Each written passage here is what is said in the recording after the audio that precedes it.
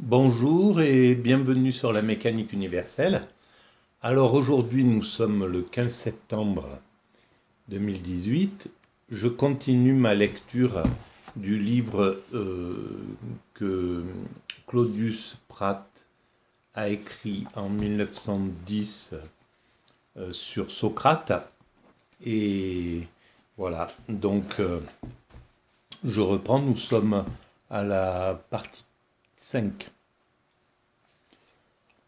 Elles étaient donc profondes, elles étaient irrémédiables, les lacunes de l'ancienne physique, de la physique avant les présocratiques, les présocratiques.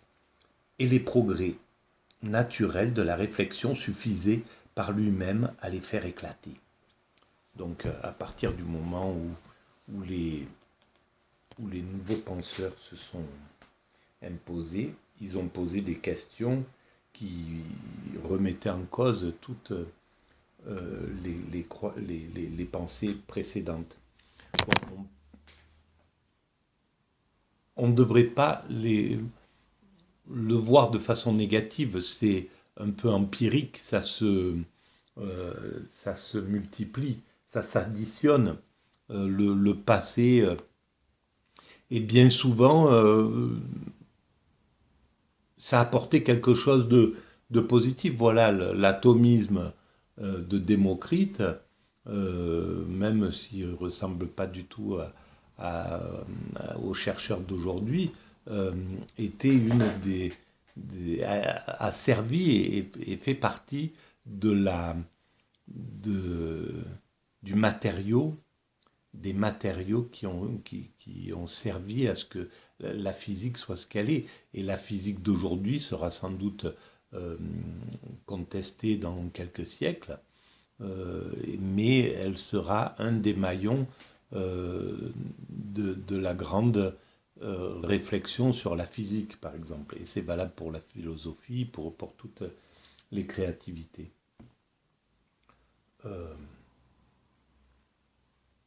Mais ce travail de triste découverte fut précipité par un événement d'une portée immense. Je veux parler de la prépondérance politique et intellectuelle d'Athènes. Après les victoires de Salamine, de Platée et de Mycale, Athènes, désormais à l'abri du danger et consciente de sa force, déploya une telle activité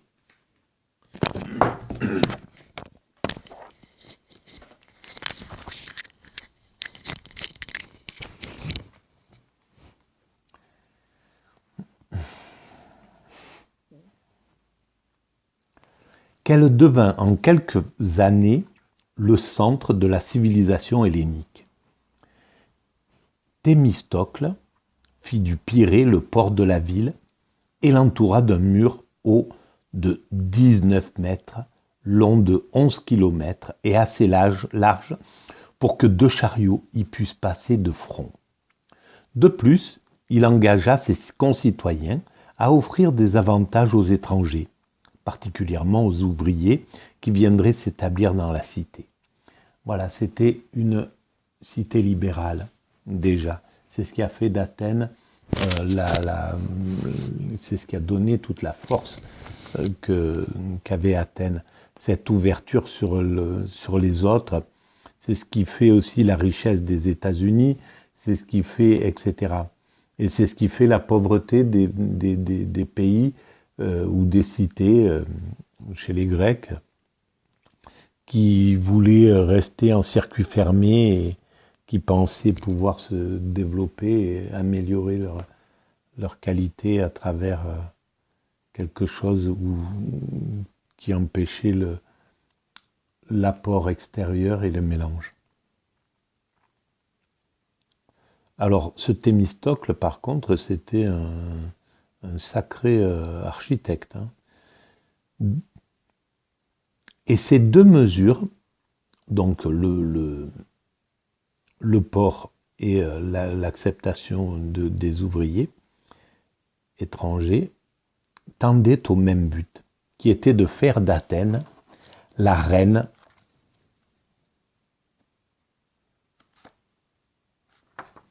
de la mer.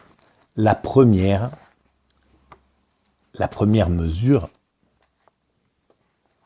l'a dotée d'un centre puissant d'action maritime, le port.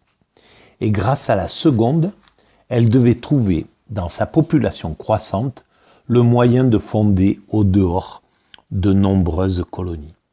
Aristide jeta les premiers fondements d'une confédération hellénique. Ça me fait penser que ce Prat, quand il a écrit ce livre, la colonisation était à plein tube. Donc c'est quand même intéressant à savoir comment on pouvait... Il faut toujours tenir compte finalement des penseurs de cette époque quand on les lit finalement. Là pour l'instant il n'y a rien qui saute aux yeux sur la colonisation. Bon, il en parle de façon un peu positive, mais voilà, c'est pas... Alors, il intervint habilement au moment où les alliés, fatigués de l'arrogance de Pausanias, se séparèrent de Sparte. Ah, voilà, Sparte qui ne voulait pas se mélanger. Persuada aux îles de la côte d'Asie de former avec Athènes une ligue défensive dont le but serait de repousser les attaques du grand roi, et leur fit promettre d'envoyer un contingent annuel en hommes, en vaisseaux et en argent. Alors le grand roi, je ne sais pas si ce n'est pas le roi de Perse. Il faudra se renseigner. Se conformant à l'esprit de l'œuvre si bien commencée, Simon conseilla aux confédérés d'envoyer, au lieu de soldats, plus de vaisseaux et d'argent. Et ils acceptèrent cette nouvelle sorte de concours qui leur semblait moins incommode et qui les fit tomber peu à peu du rang d'alliés à celui de tributaires. Enfin, Périclès parut, qui n'employa plus seulement la persuasion, mais aussi et surtout la force et l'habileté pour assurer et étendre la domination des Athéniens. Ah, c'est pour ça, alors qu'il a pris la démocratie, c'était l'intelligence, l'habileté. Il rasa les fortifications de Samos qui s'étaient révoltées et lui enleva tous ses vaisseaux. Il mit la main sur Byzance et envoya 500 Athéniens à Naxos, 250 à Andros, afin d'ôter aux Cyclades toute envie de rébellion. En outre, il fit partir 1000 colons pour la Chersonèse de Thrace, fonda Orée en Eubée, Amphipolis entre deux bras de Strymon, et forma des établissements à Sinope en Euxin, à Amisos en Italie, où des Athéniens, mêlés à d'autres Grecs, allèrent bâtir Thurium. Pendant ce temps, il entretenait une flotte puissante. Donc ça me fait penser que j'ai fait une recherche génétique pour connaître un petit peu mes origines, et je me suis rendu compte qu'il y avait 40 ou 50% de Grecs dans mon patrimoine génétique. Voilà, donc je comprends. C'est sans doute le résultat de ces colons grecs qui sont venus s'installer en Italie à l'époque et sur les conseils de Périclès ou sur les ordres de Périclès. Voilà. Alors, et c'est peut-être pas la peine de parler de ça d'ailleurs. Allez. Il entretenait une flotte puissante qui parcourait sans cesse les eaux de la mer Égée et maintenait partout le respect et la crainte. Et bien, ce Périclès, il a été actif pour la Grèce de l'époque. À cette politique énergique et prévoyante s'ajoutait d'ailleurs une pensée plus haute et plus humaine. Périclès ne cherchait la grandeur d'Athènes ni dans ses murs, ni dans ses chantiers. Il s'inspirait lui aussi des idées de Solon, dont les Pisistratides avait déjà poursuivi la réalisation avec un zèle digne de tout éloge. Ce qu'il ambitionnait principalement pour la ville, c'était la gloire d'une haute culture intellectuelle. Aussi le vit-on accorder le droit de citer à tout ce qui pouvait élever le niveau des esprits, entourer de sa protection les talents les plus divers et devenir l'ami des plus beaux génies de son temps. Et bien ça, c'était un vrai chef. Voilà. Je pense que c'est là où ça se passe. Donc en fait, si on résume, il accepte les ouvriers étrangers et il accepte les talents étrangers. Donc il accepte tout le monde. Aujourd'hui, pour l'Europe qui veut faire une ségrégation dans l'accueil des étrangers, choisir en fait ce qu'ils veulent accueillir, c'est une absurdité. Si on était parti sur ce principe, dans les derniers accueils par exemple, ceux qui ont accueilli le père de Coluche, le père de Louis Rego, le père de je ne sais pas qui, le père de Jean-Jacques Goldman, le père de Mouloudji, le père, etc. C'était peut-être, et même certainement, des gens pauvres, des gens qui auraient été refoulés, des gens qui n'avaient pas de diplôme, qui n'apportaient pas une sorte de plus. Par contre, les enfants qu'ils ont faits ont été majeurs pour l'humanité et pour la France. Donc, et ça, c'est une partie que j'ai traitée sur la mécanique universelle. Donc, cette ségrégation est absurde, parce que c'est plus un vouloir créer, un vouloir se faire sa place, qui est chez l'immigrant, ou qu'il donne à ses enfants, et qui va transmettre une sorte d'énergie et de créativité incroyable. La plupart des parents de ceux qui ont fait l'Amérique auraient été refoulés, venant d'Europe, etc. Donc, c'est une absurdité. Voilà, je me permets de le dire.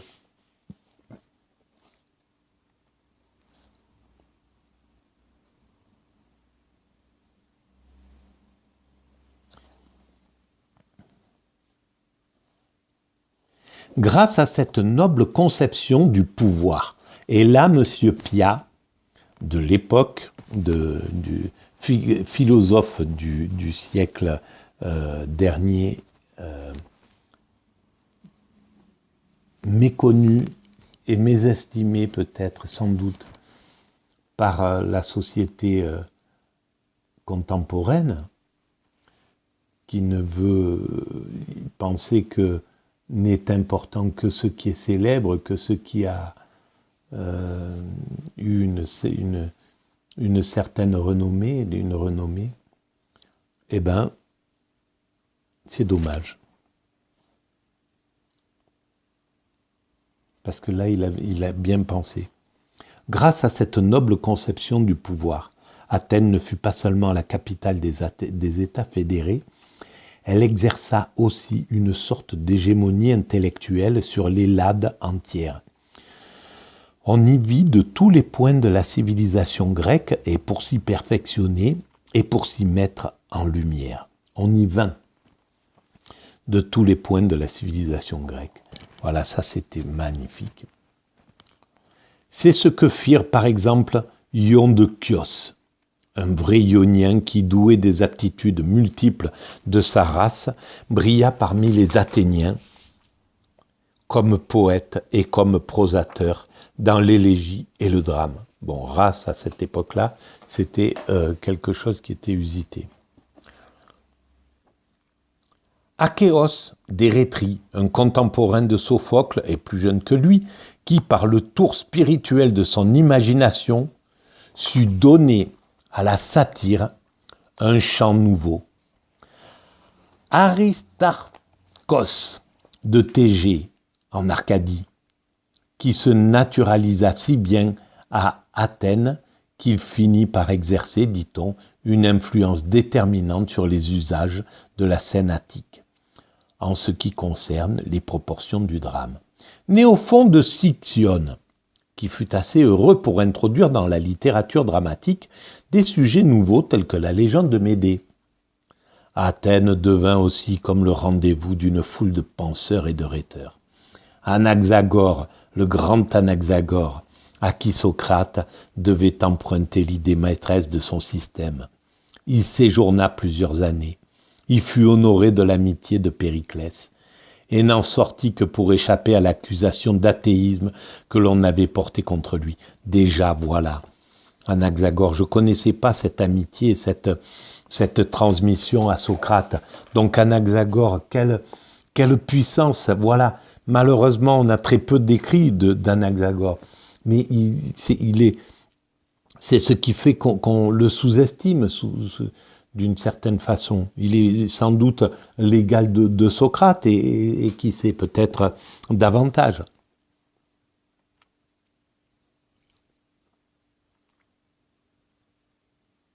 Gorgias de Léontium, dont la parole agissait comme une musique enchanteresse, qui connaissait à la fois la philosophie naturaliste d'Empédocle et la dialectique des Éléates, se laissa séduire aussi par la splendeur d'Athènes lorsqu'il y vint pour la première fois en 427 à la tête d'une ambassade.